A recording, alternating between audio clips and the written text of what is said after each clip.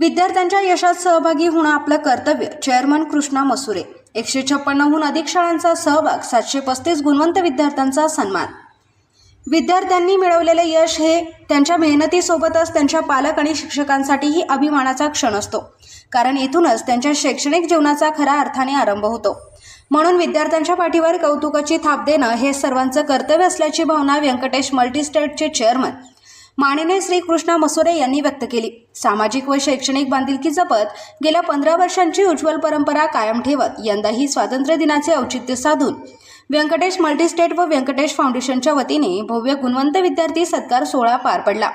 संस्थेच्या विविध शाखांच्या परिसरातील 156हून अधिक शाळांनी या उपक्रमात उत्स्फूर्त सहभाग नोंदवला. यात 10वी आणि 12वीच्या 735 पेक्षा जास्त गुणवंत विद्यार्थ्यांना गौरवचिन्ह देऊन त्यांचा उल्लेखनीय कामगिरीचा सन्मान करण्यात आला. यावेळी कृष्णा मसुरे म्हणाले की फक्त शिक्षण पूर्ण करणे पुरेसे नसून विद्यार्थ्यांनी स्वतःमधील सुप्त गुणांना व आवडींना ओळखून त्यांना योग्य दिशा देणे अत्यंत गरजेचे आहे. यशाचा मार्ग हा मेहनत, शिस्त आणि दृढ आत्मविश्वासातूनच जातो. त्यामुळे या यशावर समाधानी न राहता विद्यार्थ्यांनी अधिक मोठी ध्येय निश्चित करावीत आणि ती साध्य करण्यासाठी अहोरात्र परिश्रम घ्यावेत.